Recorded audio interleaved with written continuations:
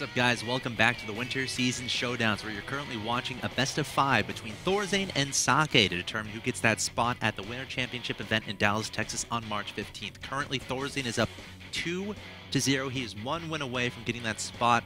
My name is axeltoss, joined by axslav, and before we get into game number 3, 2 really quick plugs I want to get out there. Of course, Dr. Pepper Ultimate Gaming House time is running out. Head on over to facebook.com/MLGpro to take advantage of this amazing opportunity. Scroll down a little bit to the middle of the screen, Dr. Pepper Ultimate it says, and then scroll down a little bit more and it'll tell you all the information you need to know.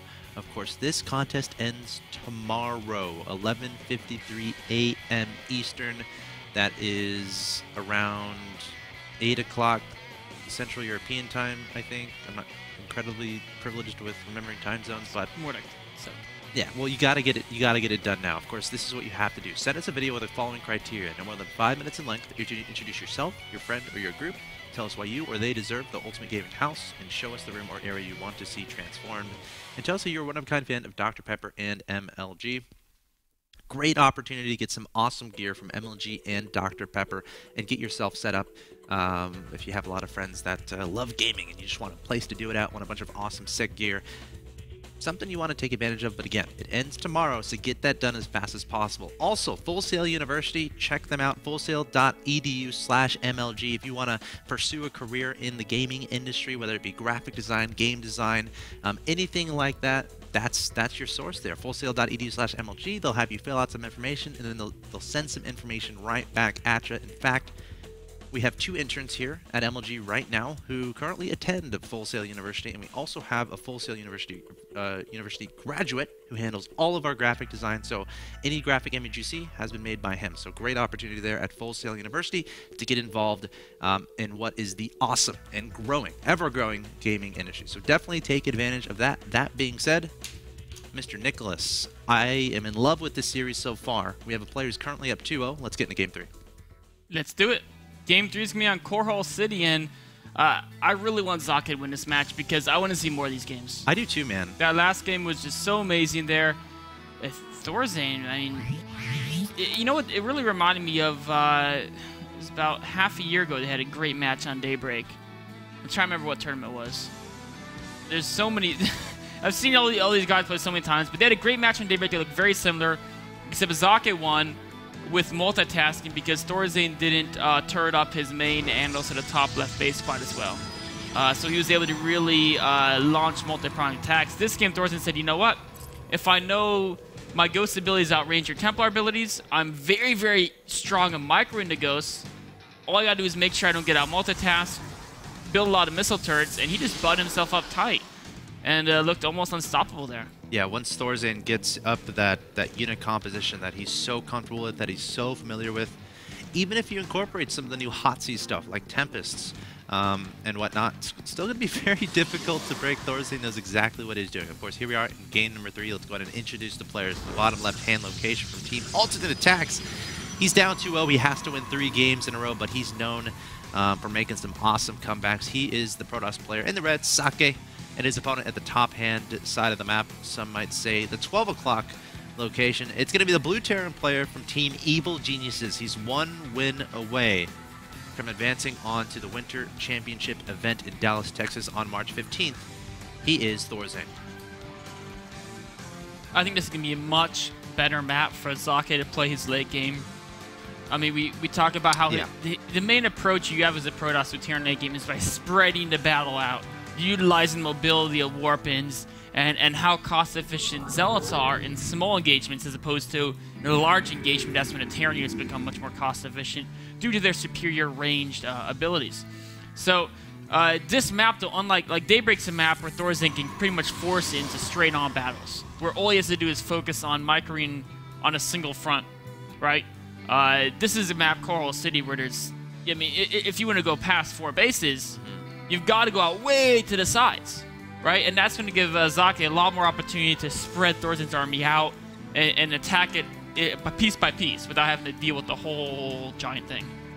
Now, this is kind of looking like game number 1 a little bit, in that Thorzain going for that very fast command center and Socke going for a very quick double gas play. Thorzain going to be clicking on those gases, seeing exactly how much is mined, and now making some calculations in his head, trying to think, okay, what is coming? And what's coming is a proxy pylon. It's got to be Stargate. I think a proxy Stargate might be inevitable here. Yes. If he was mining a little bit less gas, I'd almost think it could be some weird, like, a 4-gate War Prison build, but it's almost sure to going to be Stargate. And yes, there goes the Stargate down. And you know what's cool here is it's so much closer. Like, this is like the closest proxy you could ever get. I mean, the air distance between a natural and... I could almost fit each ledge on a screen here. Yes. That's about half... Actually, I can, now that I think about it. You know how we... I used to like to measure thing in tank volleys? That's like three tank, or actually 2 to 3 tank ranges across. Stone throws. Stone throws. Okay. My what about swarm host range? That's too big of a scale, my friend. Exactly. That's the whole map. That's the whole map. Thorzain though cranking out a very fast factory. Interesting. So not with the fast eBay this game, instead a fast factory. Oh, you know what's gonna be so awesome? If he can get a win out? Yes. If can he though in time? He it's can. a void ray. He can definitely. This isn't all in. This is the partying build, man. This is how partying destroyed Fantasy. Yes. And if you want to see how to execute this, go watch the VODs, youtube.com/official MLGSA2. It's up there, 1080p HD, I promise. Partying versus Fantasy. Partying just demolished him with this type of build. It's so strong. The void ray will just... Prismatic alignment. That's yes. going to be the key here. Of course, prismatic alignment gives that void ray bonus. But if he can get enough armor. Widow Mines out... Oh, he's going for a tank! Oh. No, Thorzain! Well, he could just be getting drilling claws. No, you need an army for that. Oh, yeah, good point. Yeah, he's going tank, and that's... Oh, you know, I mean... If you can get it out, I mean, that deals with the gateway army to a certain extent. There's going to be like 4 gates of Zealots, and the bunker will die instantly until the Zealots will kill a tank. All right, let's see what happens here. Thorzain, he's going to spot this pylon, and now he's going to be like, all right, what is going on? Engineering Bay is on the way here from Thorzain. This is, I mean, his thing is he has so much economy, but his production is only 2 naked barracks and 1 tech lab factory. So as the battle goes on, even if at first doesn't look like Party's going to win, you have to think about this. Socke. Sorry, I thought it, Bill. I thought it was Party. I bet Socke would take that as a compliment, actually. He would. He's playing it just as good as Party. And you know what? As the battle goes on, Zake's reinforcements will come so much faster. He's got way more production. You know, the missile turret's positioned well. As long as Thorzain gives up the bunker fast, pulls the Marines out, gets SCVs. It's all about how fast he pulls the SCVs. 2 voiders, He's got to pull prismatic alignment, and force them. fields to protect the SCVs. The bunker, look at how fast it falls. Goodbye, bunker. Socke extending forward into his opponent's main base. Prismatic alignment about to be up. The turret is going to be there. The SCVs in front, the tank. You know what? You know, I may have been questioning the siege tank mode, but you may be right. Dealing with the gateway units, SCVs as can long as you have a wall in front. And the wall here is going to be the SCVs. Yeah, it's funny because I was thinking the void rays kill the bunker instantly, so you'd have no wall. But they don't kill SCVs that fast because SCVs are light. So it's actually a really cool composition using the SCVs. He's just got to keep those there. If the SCVs leave and the Zealots get on the Marines, it's all over. There's 3 void rays here now. Yeah, the Marines should be able to deal with that as long as he... He's scared to pull away. Yeah, he wants to make sure the bunker's full. I think he'll be fine though. All right, let's keep an eye on this. Thorzain is getting up a Viking too. Oh, the Viking is. I'd love to see him actually just keep getting more tanks. I kind of. You're a believer. I'm a believer. If you get enough tanks, it'll instantly. He's got 3 already. Yeah, but the gaming just have to clump as they go up that ramp. Oh, and so. Or actually, Widow Mine. And they're all going to target at this one ramp location. Socke is going to try to break this right here, right now. Force field's going down behind that bunker. Prismatic alignment going to take that down quite quickly. But you said it before, SCVs, they don't die so fast to voiders. The turret's going to go down. Marines still here, and they're going to start targeting down these voiders. Another turret getting up. Socke is going to have to back away. And this is looking pretty darn good here for Thorzain. Socke, keep in mind, he's only on 1 base. It's not like he's reinforcing with 6 gateways or something. There's just 4. He's running out of resources, running out of units, running out of time and supply. There's the GG from Socke, and Thorzain takes the 3-0. He's going to be at the Winter Championships in Dallas, Texas on March 15th. We were doubtful in the beginning of that game, but Thorzain's like, you know what? You be quiet. I got this. He was watching. He's like, I got this. You know what I think was the big difference in how he reacted there? He was looking at the pro production and the Chrono Boost allotment, right? The first game, there was non-stop pro production when he scouted the gas, and all the Chrono Boost was mostly being used. This game, there's a lot of it saved up, and the probes were stopped at a point, and so he's like, you know what, it's probably 1-base build. I gotta get the tanks out to deal with any type of 1-base shenanigans, and I mean, I love watching Wintermines blow things up, as I told before, but Thorzain, I mean, he's obviously way more experienced than him, and the tanks, Wintermines are fun. The tanks were great, though, man. Yes, of course, you don't need to research Siege, so it's not like you have to like just stare at the tech lab hoping you can chrono boost it, because you already have Siege mode. So tanks can be very instrumental in holding pushes like that, especially when it's like, obviously, there's going to be a ramp, and you're on 2 bases, and there's only 1 ramp leading up there, so position your tanks in a little bit of a concave, make sure they're all focused on that ramp. Guess what? When those gateway units come forward, they're just going to melt. They're going to die very fast, very quickly.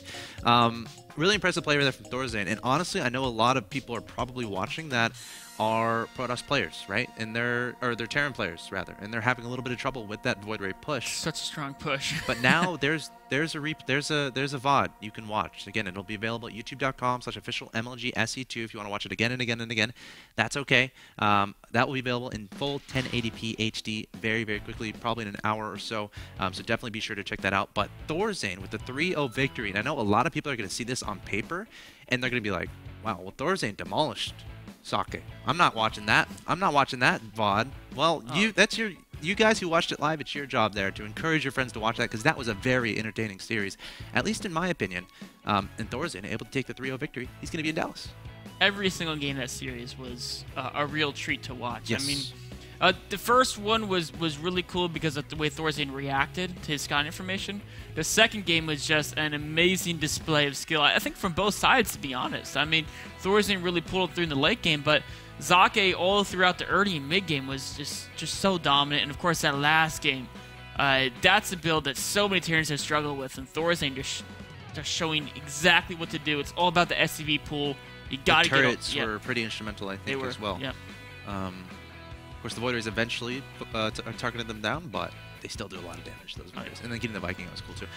So, yeah, there we go. Thorzain taken out, Socke 3-0. He's going to be in Dallas, and you saw the rest of the results there on your screen. And, of course, tomorrow at 5 p.m. Eastern is going to be Ret versus Feast. That's going to be the last broadcast of the week, 5 p.m. Eastern tomorrow. So make sure to write that down in your calendars and be there, because catching the live experience is awesome, not only because you can be involved with the community, have some conversations as it's going on, but also putting lots of beta keys there at the bottom as a celebration, as a thank you for subscribing to our YouTube channel, because we just reached 5,000 subscribers. And again, keep that up. Really appreciate it. Thank you for supporting MLG. Coming up next, rules of engagement.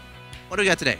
We got the Bly vs. Mana series, man, and that was a fascinating. That was a hang bang of a series. I mean, it was just like, that's actually not the proper use, but I'm okay it was with just craziness going on there. I mean, Bly he's got a style and mind of his own, and it's going to be really fun to kind of dive into those games and see how his style interacted with the builds Mana was doing, and how exactly it is Bly came out on top in that series. All right, definitely looking forward to that. Again, that's coming up next, so no reason to go anywhere. Analysis of Mana versus Bly on Rules of Engagement with axslav. Of course, tomorrow, 5 p.m. Eastern, it's going to be Feast versus Ret. We'll see you then with the Winter Season Showdowns. Again, congrats to Thorzain, and see you tomorrow.